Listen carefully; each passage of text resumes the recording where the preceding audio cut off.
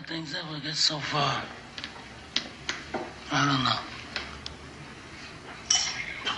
We're so unfortunate, so unnecessary.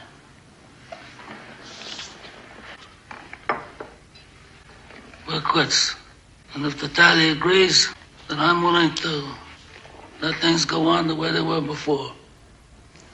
We are all grateful to Don Corleone for calling this meeting.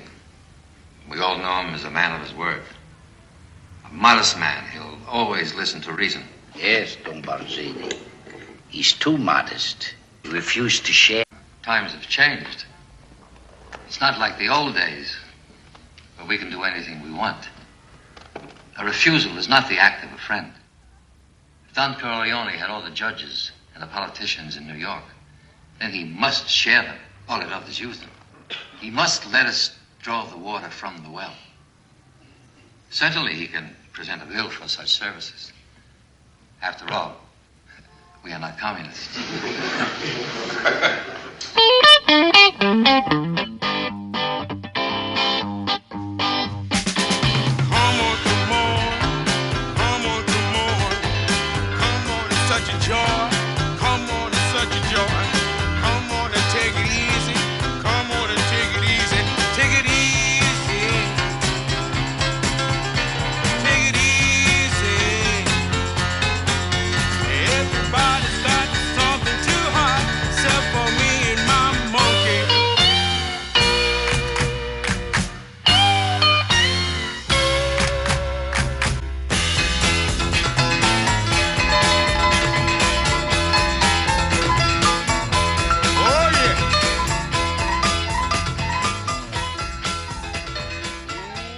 Hi, and welcome to WPYP TV, We Pick Your President, and The Godfather Show, which did win the Academy Award Best Picture in 1972. And as you saw for the card of Clemenza and Michael doing target practice in the basement, my co-host today is Erich Pilcher. Erich, say hello from Iowa and introduce yourself. Hello. As John said, I'm Erich Pilcher. I contribute to WMNH Radio with classic film reviews with Erich Pilcher on Matt Connerton Unleashed every Friday at 5 p.m. And I believe that you are underneath a poster of The Godfather, but we don't need you to do any fancy camera angles. We're going to show a cut version of the first scene of The Godfather, and then we're going to get into it. So, Brendan, can we... Erich, be my friend and take it away. Talk about The Godfather. I mean, what a great establishing shot that brings us into this world. And I love the opening line. I believe in America. Like, what a way to set all of this up with Vito Corleone, who's made his fortune through nefarious means. But at the centerpiece of this is you get this idea from Vito that he would much rather be respected and loved than feared. Well, one of the things is about immigrant communities, and this was understood at the time because I was 12 years old when this came out, and it was huge. I mean, they had the Life magazine, which went out of business that year, which was a very big publication in millions of households each week. Had this big thing of Brando plays a mafia chieftain. But the Italian Americans were quite discriminated against at that time. They still were feeling it. Mario Cuomo, who always told Larry King that he thought The Godfather was awful because of what it did to the reputation of Italian Americans. When he graduated from law school and tried to get in a Wall Street law firm, what they called a white shoe firm. White shoe firms were WASPs, white Anglo-Saxon Protestants. And they told me to have to change his name to Mike Connors. And in many immigrant communities, there are these people that are power brokers, which becomes much more obvious, the evolution of Vito, as not just a gangster, but as a not just a power broker, but kind of like a judge and his own Salvation Army of his neighborhood, which is in Godfather 2, the evolution of that. Yeah. But Right, when he in 2 he does the favor for the widow with the landlord. right, in Godfather 2. So there are in immigrant communities, people like in many Muslim communities, as people get acclimated to the United States, they're outsiders, and before they get assimilated, they use many of the old institutions that they had. Like Manchester, New Hampshire is the home of the credit union, which came out of Quebec because French Canadians could not get any loans from the Anglos that controlled Quebec at the time. And they come to the United States, they come to New Hampshire, they have the same problem. So they create their own institution, the credit union. And it's like, rather than get justice for going to like the police, you might go to the priest, or if you're the Muslim, you go to an imam, that will mediate things. So, but it's something new, like to movies, because remember, this is the first of a whole new genre of films, because then you get Scorsese, Mean Streets, the very next year, which, in a way, it's a traditional gangster movie, but in how many ways is it not a traditional gangster movie, Eric? Well, Mean Streets, I actually did a review for Matt Connerton Unleashed on it. Mean Streets, and I'm a big mafia buff. The Godfather actually started that with me in researching the actual mafia. Mean Streets has these guys at the lowest rung. Yes. They're soldiers, essentially. I think only really one is a soldier. I don't think Charlie. But they're or bare minimum associates. Right. That's Scorsese's milieu, because when you get into another one of his masterpieces, Goodfellas, none of them are soldiers. Nobody's made yet, right? But you still see the upper tiers of the mafia. Right. But in Mean Streets, it's minimal. It's kept to the street level. And there's a couple scenes here and there, but it's really more the grittiness of the street level, whereas The Godfather, I look at it more as about a family that commits crime than a gangster film. Right.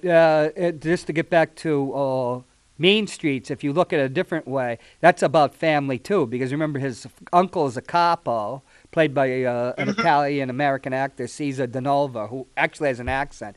And he doesn't want him dating the woman, and Johnny Boy is his cousin, who's his surrogate brother, who's Robert De Niro. What Coppola did was introduce the Italian-American experience into film, because anything before that would have been about that would be ersatz, you know what I mean? So, fake. I think before The Godfather, it was more, the gangster films, while very good, were more what America's perception was of gangsters. It wasn't what gangsters really were, or what members of La Cosa Nostra really were. It was more about what our perception of it was. Two things about this film. James Caan, who is actually Jewish and the son of a kosher baker, and there's a funny scene in what's the great Sopranos, where somebody brings up the fact that Jimmy Caan's not Italian. They go, "What? He's not Italian?" But Jimmy Caan said, one of the things about this movie is that Francis wasn't a Brooklyn Italian. Actually, he was from Brooklyn, but what Jimmy Caan meant was, unlike Jimmy Caan, he wasn't a street person. His father was the first flautist for Toscanini, one of the great conductors, the NBC Orchestra, which was quite famous. And he came from a lot of culture. So this isn't, there's a gangster film in there, which Coppola, I don't think, really wanted to make. But it's about a family and all these Italian traditions. Now, the head of production of Paramount at the time was Robert Evans, who was Jewish also, and like many moguls in Hollywood were. He's the one who gave Mario Puzo an advance to actually write The Godfather from a outline he'd made because he thought it would make a good movie. And it was only supposed to be a low-budget film set in the early 70s, by the way, because it started filming in 71. And it was only going to be $1.6 million, a low budget. But it was his opinion that why movies about the mafia failed, because in 68 there'd been a movie with Kirk Douglas called The Brotherhood, which was a failure. Kirk was Jewish, by the way, and was directed by Martin Ritt, who was Jewish also. And he didn't think that Jews could actually get what they call the thing, because a K actually says about the thing. That's this thing of ours, And he said he wanted to get a director, which is why they hired Coppola, a well-respected independent filmmaker who only made low-budget movies. He wanted to get a director so you could smell the spaghetti. So, Brendan, can we see video number 3? And let's suppress the... Who is it? Some girl. Hello, Kay? How's your father? He's good. He's gonna make it. Huh? I love you. Michael, Yeah, I know. tell me you love me. Yeah, I can't talk. Can you say it? Yeah, I'll see you tonight. Hey, Mikey, why don't you tell that nice girl you love her? I love you with all of my heart. If I don't see you again soon, I'm gonna die. Hey, come over here, kid. Learn something. You never know, you might have to cook for 20 guys someday. You see, you start out with a little bit of oil, and you fry some garlic. Then you throw in some tomatoes, some tomato paste. You fry it. You make sure it doesn't stick. You got it to a boil. You shove in all your sausage and your meatballs. Huh? And a little bit of wine. And a little bit of sugar. And that's my trick. Why don't you cut the crap? I got more important things for you to do. How's Paulie? Oh, Paulie, won't see him no more. One of the things, Eric, because it was such a low-budget film at the beginning, because The Godfather got published, but it didn't start... It sold 9 million copies, but it had yet to hit, like, #1 and become, like, a sensation. He wanted to cast actors, most of whom were Italian-American, and and actors that he'd worked with. He worked with Jimmy Caan and Robert Duvall in a film called The Rain People that he made in 1969. And Jimmy Caan had been around since 65, and he'd been in El Dorado, but he'd never really, hit at that point. And Robert Duvall was a character actor, would become probably the greatest character actor of all time, or post-war period. But he wanted Italians too, so he went to the stars off Broadway of a play called "The Indian Wants the Bronx" by Israel Horovitz, and that was Al Pacino and John Cazale, 2 Italians, and for God's sakes, Paramount Pictures, they wanted Robert Redford to play Michael, they wanted Warren Beatty to play Michael, and but he got Pacino and Cazale. And what do you think about those two actors, this cast? And then we'll talk about Marlon Brando after that. The cast is probably one of the best casts that you could put together for an ensemble film. 4 Oscar winners: Brando, yeah, Diane Keaton, Robert Duvall, and Al Pacino. Yeah.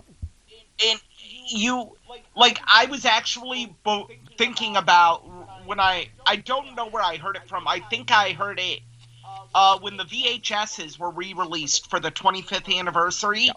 They had an interview with Coppola before each film. Right. And I think he had said that they wanted Robert Redford for Michael. And I can't see it. They said he was going to be a Northern Italian. You know, Robert Redford's Irish. I think it would have been one. Who knows what would have happened? We might not even be here talking about The Godfather if that would have been the case. Redford didn't want to do it because Paramount was suing him over a movie he had backed out. And Warren Beatty made very few movies. But yeah, the cast to me is perfect. You can't say, well, this person would have done better. No, you can't imagine anybody else, can you? No, these characters are attached to these actors. You think of Al Pacino. I know some people say Tony Montana. No, I think of Michael Corleone. James Caan is Sonny. Diane Keaton, although she's made great films after this, is Kay Adams. Robert Duvall is probably the only one where the first thing that comes to mind with Duvall is Kilgore from Apocalypse Now. Of course, another Coppola movie. Right. But, so yeah, I think Robert Duvall is the lone exception. And the tragedy in all of this is John Cazale really only made 3 great films. He made 5 films, and they all got nominated for an... Well, he made The Two Godfathers, made The Conversation, and he made The Deer Hunter. All nominated, all won Best Picture. Dog Day Afternoon as well. Yeah, which he's great in. And then he was archival footage in Godfather 3, which got nominated for Best Picture. But, I mean, they look Italian, and there was a great deal of... there was a different... the first ethnic actor... the first big ethnic actors, if you want to go back to the 30s, were Paul Muni, who came out of the Muni Wiesenfreund, who came out of the Yiddish theater, and Edward G. Robinson. I don't remember his real name. They were Jewish, but they didn't play Jews. They would play Italians, or they'd play Louis Pasteur, or that. The first ethnic actor was really Dustin Hoffman, graduate who became a movie star, and he was only he's 5'7" because I've stood next to him and he's 3 inches taller than me, which was kind of shocking. He actually is like 5'7" rather than shorter than you think. He just doesn't photograph very tall, and that's not very tall. But neither's Pacino, by the way. Bob Evans called him the midget, and he did not want him. But he was very proud of, I'm a Jewish actor. I am who I am. I won't change my name. Paul Newman, who's half Jewish, had a lot of pressure to change his name. And you don't even think, I don't know. And Paul Newman he did in Exodus. But you had the rise of ethnic actors. And this is with The Godfather, because Al Pacino became a star. Jimmy Caan became a star. But then Robert De Niro didn't become a big star till later. But you had the rise of ethnic actors who used their own names, by the way.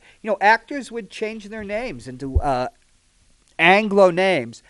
There was this great, the melting pot to anglicize everybody in order to create, this homogeneity. And... you'd have the Irish from Jimmy Cagney was always Irish, but they were politically, they kind of, by World War II, they were on top, and by 1960, you had Jack Kennedy was a president. Now, we've only had 2 Catholic presidents out of, in our entire life, but ethnicity in that was a big thing then. And this movie is demonstrably Italian. Like Barzini is played by Rod Steiger, who's actually a German-American Protestant, by the way. It's played by Richard Conte, who was an Italian-American actor, one of the people that kept their own name, but he was never a big star. But you see what Bob Evans wanted to smell the spaghetti. He wanted a real Italian experience. And he got it. But did he like it at first, Eric? The Paramount Pictures. Bob Evans, from what I understand, and I've referenced this before, The Godfather Legacy by Harlan Lebo, great book. Bob Evans did not like the cast. He wanted Robert Redford, as you mentioned, or Warren Beatty. He wanted American names because he felt it would draw more of an American audience in. It would draw an audience in. It would draw an audience in because Robert Redford was not yet a star. He became a star the next year in '73, a superstar, and top 10, right to the top of the box office. Warren Beatty was a star, and that's true. They did not think of a segmented audience. They thought of this general American audience. But you see what had happened in between when they bring Francis Coppola in a $1.6 million budget, and we'll get to Brando. They gave him $6 million. They decided to make it a period picture, not with hippies in 1971, but in 1945 through 1958 when it takes place. And suddenly you got a $6 million budget, which was a lot of money in those days. The top budgets were like $15 million. It would sink a studio if the movie didn't sell. But so suddenly there's a lot of pressure. Yeah, well, we need a movie star now. We need a movie star there. There was a movie star that they did hire, Eric, and who was that? That would be Marlon Brando. Right, Marlon Brando had been a top 10 box office star in the 50s, reaching number 4 in 1958. But he had a huge budget.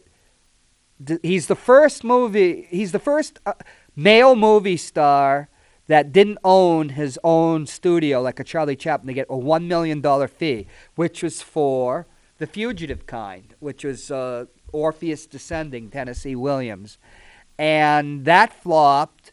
He made a huge budget remake of Mutiny the Bounty, which flopped. And he hadn't had a successful movie in 10 years. He was box office poison. And he's appeared on the Mike Douglas show when The Godfather came out. Mike Douglas, he was a big talk show host of the time, said, "Marlon, why did you want to play The Godfather?" And he just chuckles and says, "Because I hadn't had a job in 2 years." So what was the fight over Marlon Brando? Besides the fact that he was box office poison and a pain in the ass. I think that pretty much sums it up. That and his asking price was kind of the big sticking point in how reliable is this guy? Well, he didn't have an asking price by then. He was a $750,000 a picture star as late as 1967 when he made Reflections in a Golden Eye, which flopped. And that was the price of somebody like Paul Newman, who was like the number one box office star of 68 and 69. But he went from one of the top, he was the most respected actor of his time, movie actor, and the most respected American actor, Laurence Olivier, that's the great actor. And he was just at the bottom. And they remember what they told Francis Coppola wanted Marlon Brando. And the head of Paramount said, I think it's Frank Yablans, or was he the producer? The head, I think he was the head. Right, the producer was Albert Rudd. Right, who later won an Oscar with Clint Eastwood for $1 Million Baby, years later. Yeah, no way will Marlon Brando be in this film. And it's just Coppola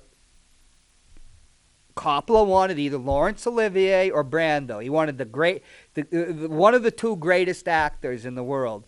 Laurence Olivier was sick, and he couldn't take the picture, and so that left Brando. So they told him, you can have Brando if he agrees to a screen test.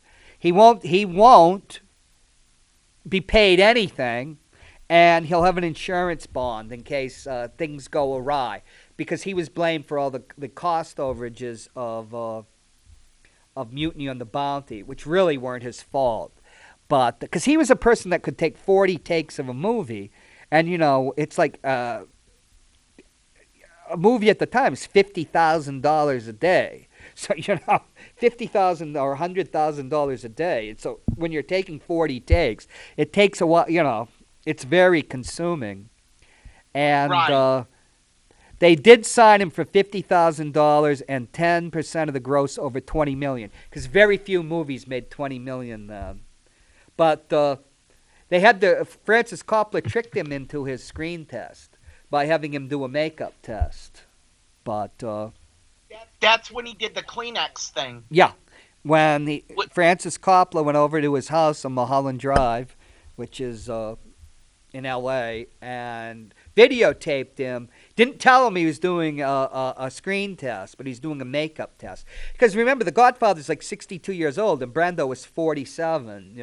He was another Irish American with his blonde hair, although he had that Grecian profile, partly because he got punched in the nose and it was broken because he liked the box when he was a kid.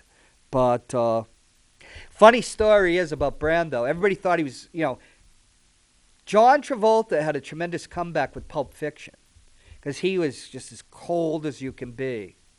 And everybody talked about it. But nobody was as cold as Brando. And John Travolta was never at the heights of Marlon Brando. Travolta was never considered the greatest movie actor, the greatest American actor, and he never inspired an entire generation of actors.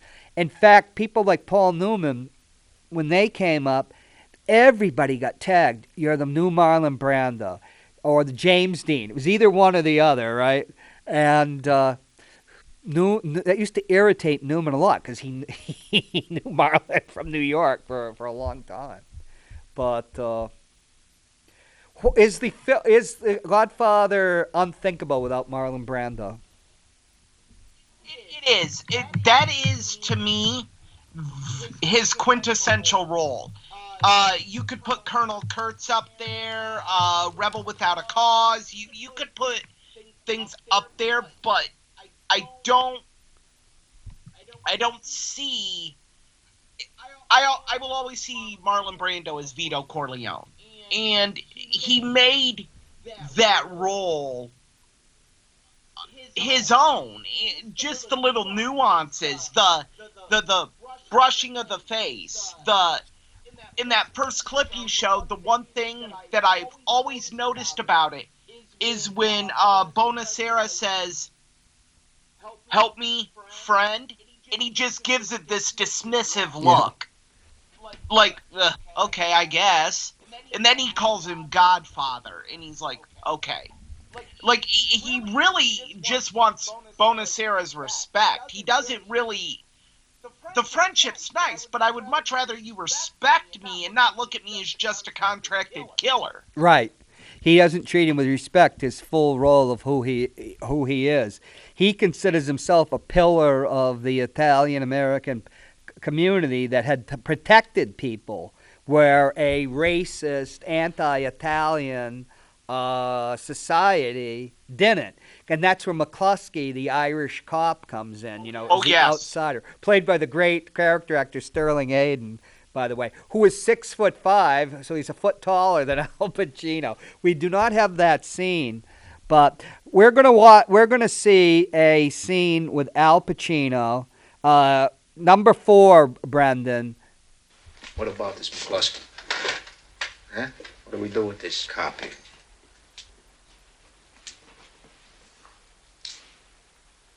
They want to have a meeting with me, right? It will be me, McCluskey, and Soletso. Let's set the meeting.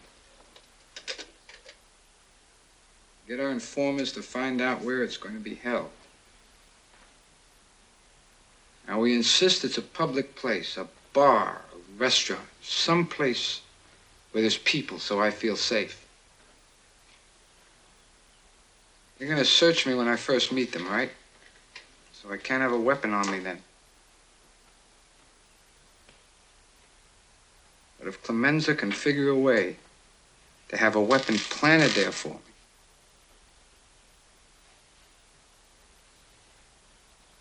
then I'll kill them both.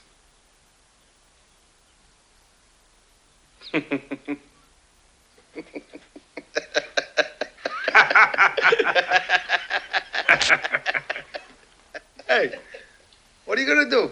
Nice college boy, huh? Didn't want to get mixed up in the family business? Huh? Now you want to gun down a police captain, why? Because he slapped you in the face a little bit? Huh? What do you think, this is the army where you shoot them a mile away? You gotta get up close like this, and bada bing, you blow their brains all over your nice Ivy League suit. Come here. Mwah! You're taking this very personal.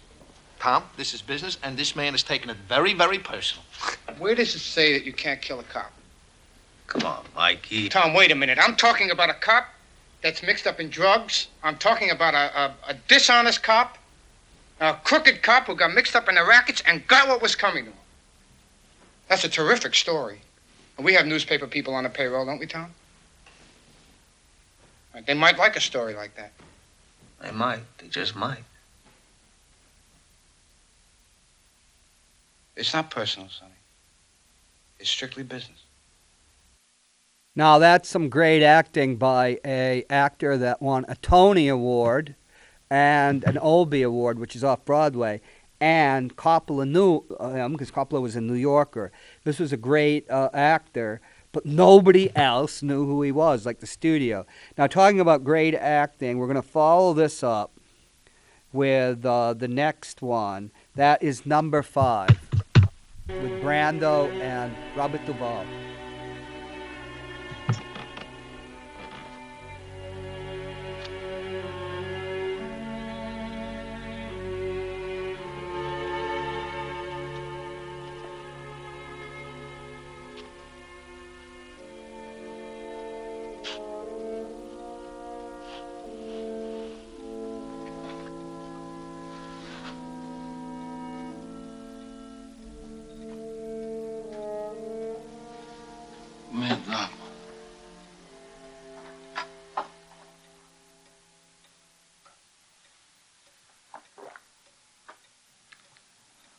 My wife is crying upstairs.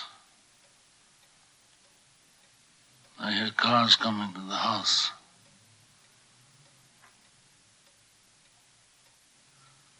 Consigliere of mine, I think you should tell your Don what everyone seems to know. I didn't tell Mama anything. I was about to come up and wake you just now and tell you. But you needed a drink first. Yeah. And now you've had your drink.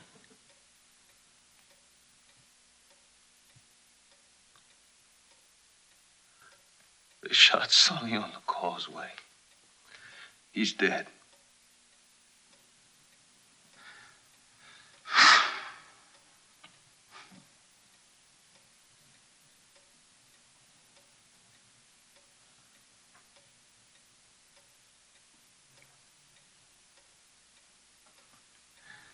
I want all inquiries made.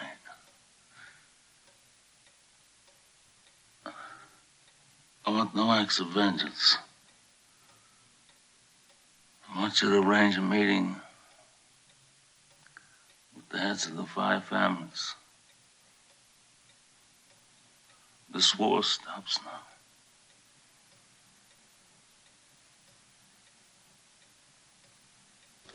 Now, he will be at your funeral parlor in 1 hour. Be there to greet you.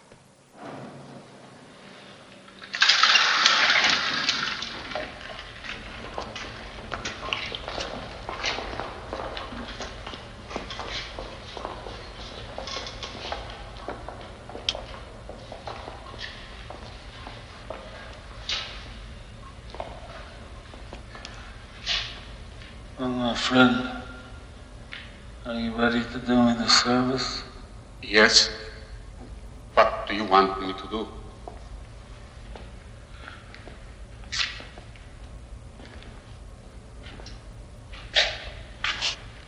I want you to use all your powers and all the skills. I don't want his mother to see him this way.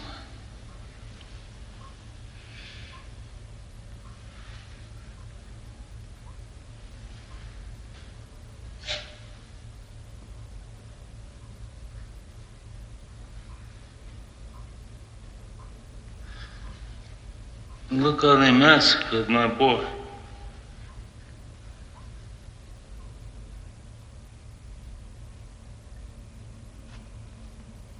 Now, Eric, I was there at the time. I actually watched the Oscar show in '73 where he won the Oscar.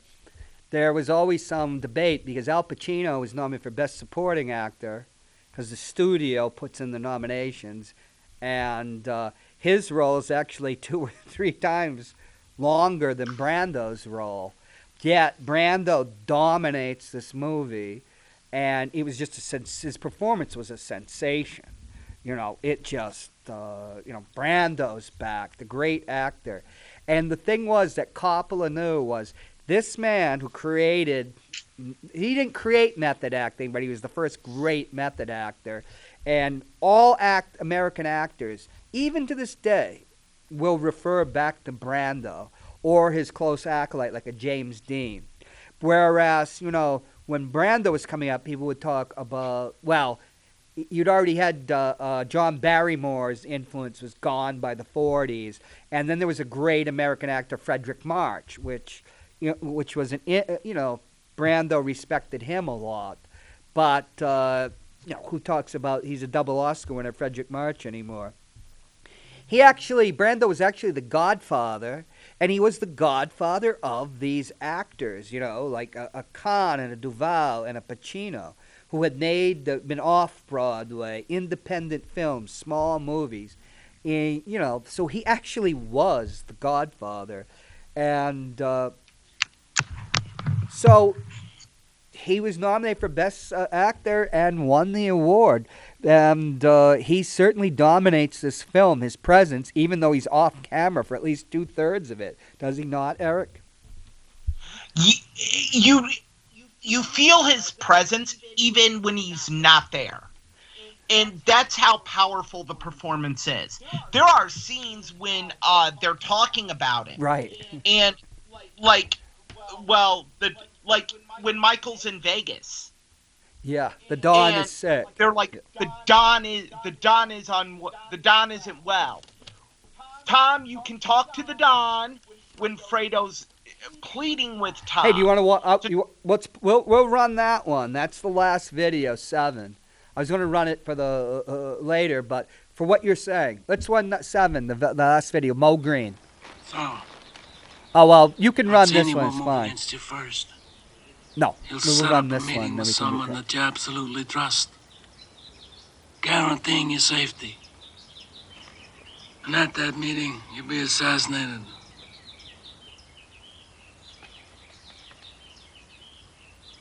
I like to drink wine more than I used to. Anyway, I'm drinking more. It's good for you, Bob.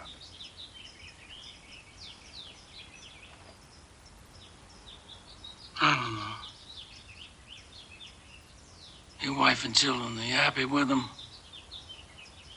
Very happy. That's good. I hope you don't mind the way I keep going over this Bassini business. No, not at all. It's an old habit. I spend my life trying not to be careless.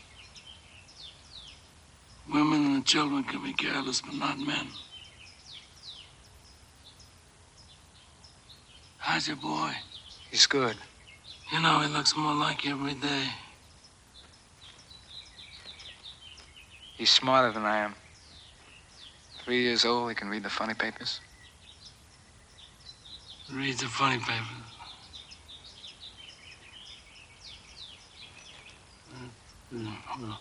I want you to arrange to have a telephone man check all the calls that go. I did it already, Pop. Could be Pop, anyone. I took care of that. Oh, that's right. I forgot. What's the matter? What's bothering you? I'll handle it. I told you I can handle it. I'll handle it.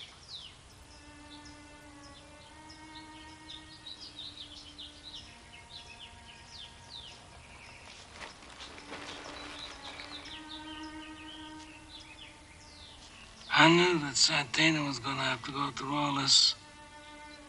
And Fredo. Oh. Fredo was. Oh. And I never wanted this for you. Once again, we have the great godfather of all American actors that came after him with one of his great acolytes, Al Pacino. But we're gonna go with the Mo Green scene now. I like my little banner over here being off center. I kind of screw things up every now and then. Let's go with the Mo Green scene, and then we'll get back to Erich Pilcher.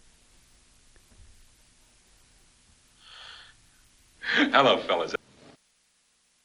And that scene will prepare us for a couple of weeks when we go Godfather 2. That's one of the genesis of it. But in both those scenes, we see a passing of a torch from the Marlon Brando, the Don, to Michael, the Don. And you're also, in a way, seeing the passing of the great actor, movie star, a torch to Al Pacino, too. And Coppola said after Brando's last day, and he left the left the production, Eric, that Pacino started acting more like Brando. He became, he was absorbing him. And the role. Can definitely tell. That's one of the beautiful, there's so many beautiful things about this picture. The beautiful thing is the progression of Michael. You meet him and he's this dopey-eyed, whimsical, love-struck young adult. And then he morphs into this cold, calculating, cunning crime boss. And it's this evolution. And that's right. Al Pacino evolution encapsulates it perfectly. And in that scene, you see Michael just be totally cold with Mo Green and emotionless. Right. Like, you slap my brother around. You slap my brother around. And Mo Green is just livid and going off, and you just see this cunning nature out of Michael, and you're like, whoa. Mo Green was based on the real gangster Bugsy Siegel, who had been a member of Murder Incorporated, and will actually figure in Godfather 2 in a way. He is mentioned in it by the Mayor Lansky character, played by Al Pacino's personal godfather, the great character actor Lee Strasberg, who's as Hyman Roth. But it's just amazing how Coppola is an artist, and he is an artist, a great artist. See, to me, this is the great American movie, this is to me what Citizen Kane is to a lot of people. But he just creates this synthesis of art, there's the story, and of course it's artificial. It's a motion picture, but he's creating. He's using the mode of realism too. We're not just talking about the gunshot wounds, which were only 5 years since you could show, since Bonnie and Clyde. Blood and blood squirting and everything. But it's a reality that he's going for, a heightened reality of what life might really be. And of course, it's romantic, and it is a movie. This isn't life. We're not having a camera and watching thing in a documentary, but it's this almost anti-Hollywood of the time of the studio films of trying to create this heightened reality, and he does it so well. Like, it's like the interaction of the actors mimics what's going on camera in the story. It's quite fascinating. It really is, and it's a great way to bring viewers in. And not many directors can replicate it. But Coppola does this with so many of his films. He's a master of control and detail. He's so detailed. Like Apocalypse Now, you are brought into Vietnam. Right. You are a part of it. And you are in. This isn't as if you're just viewing this like most gangster films are. You are in. You are in New York. You are in the Corleone family. You know, one of the things that Brando, great actor, but it's like Paul Newman always said, because in his earliest career, he said, "You're always expecting me to be Brando, but I'm not Brando." And somebody said, "What do you mean?" He said, "Because when you watch a film with Marlon in it, or or a performance on stage, you are waiting for him to explode," which does happen, you know. And he underplays The Godfather, because he based it on Frank Costello, who was the underboss of one of the families, called the Prime Minister of the Mafia, and the Kefauver hearings on TV, Senator Kefauver, who here in New Hampshire beat Harry Truman in the New Hampshire primary of 52, and that knocked Harry Truman's any idea he had of having a third term as president. And the Kefauver hearings will figure in Godfather 2. But he just watched this man who was so powerful, and he was very soft-spoken. So here you have an actor like Brando who's red hot, you know, just explosive, and he reins everything in. He does have the scene where with Johnny Fontaine, which I was going to show, but we just don't have time. But he reins it in. And you notice how Pacino, who in many roles, like Tony Montana, just goes so far over the top. And his Michael in Godfather 3, for me, you know, he was over the top, which kind of betrayed the real Michael. This Michael is he becomes more, as he becomes deadlier and more in control, because he has this great power, he becomes less emotional. He becomes less, you know, he reins himself in and creates this frightening monster. We don't have the last scene about Godfather, where the Godfather dies, because the Godfather in both 1 and 2, you know, is romanticized, because he is a protector of his community, not just his family, where Michael isn't that. And remember, with the little boy, he cuts out teeth from the orange, puts it in his mouth, and becomes a monster and scares him. So he shows himself, you know, the Don really is a monster. But that's an improvisation from of Brando. And oranges, of course, in this movie always signify death. And, yeah. Hey, do we have, is it E? We have Ted Gatsis with the orange. It's one of the pictures, Brendan. Oh, this is a great thing. I think this is F. When Sonny's coming to get machine gunned, this is Dean Tavoularis, is a great set designer. You have, "Don't worry, Mom, he's got Atlas tires," on a big billboard. And you realize what happened. Oh, there's Ted Gatsis with the orange. Oranges signify death. You know, Sonny shouldn't have given the guy at the toll booth a $20 bill. I mean, you know, for the nickel fare. No, he shouldn't have. And you also look at it, had Sonny just waited. Oh, yeah, but they knew Sonny's the trap because he's so hot-headed. But well, he didn't wait for anyone. Right. He just went, and it's like, you knew then something was up. But one of my favorite Godfather stories, and I'll tell it real quick, is right before they shot that scene, one of the prop masters looked at James Caan, and he goes, "I've never put this many explosives on a human being before." Yeah, there were over like 100 on him. And he says, that made me think, well, they only did one take. Because they have I think that's a 1942 Lincoln, which is a beautiful car. And it gets shot.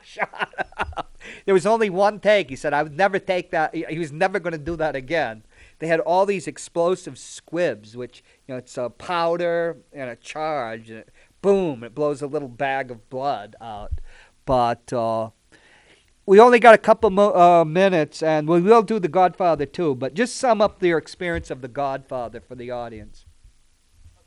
My experience, I saw it in 1998, the 25th anniversary of the film. And I was blown away. It showed me that film is much more than entertainment. Film is art. That's exactly, that was in 74 when I saw this on TV. because they put it on TV just before Godfather 2 came out. And I said, that's the first time I'm 14, about to become 15. And I finally realized, well, film can be art. You know, it's not just, you know. It's not just something to pop a bag of popcorn to and enjoy. Like, you can be immersed and have it wash over you and be totally drawn into it. Is this, Eric, we got to get going now. Is this one of the top 10 American movies of all time? Top 3. Yeah, I give it number 1. I think you give Godfather 2. I give Citizen Kane number 1, Godfather 2 number 2, and Godfather number 3. Okay, Eric, thank you so much. And it did win the Best Picture Oscar, and which was something. And then Godfather 2 did. In a couple of weeks, we will do a Godfather 2 show. Next week, we're going to do a show with Ukrainian Americans, and they're actually from Ukraine, recent emigres, and the situation there. Thank you, Eric. We'll see you next in 2 weeks or so, a fortnight, and we'll bring the Oscar for another Best Picture Oscar winner, Godfather 2. Take care.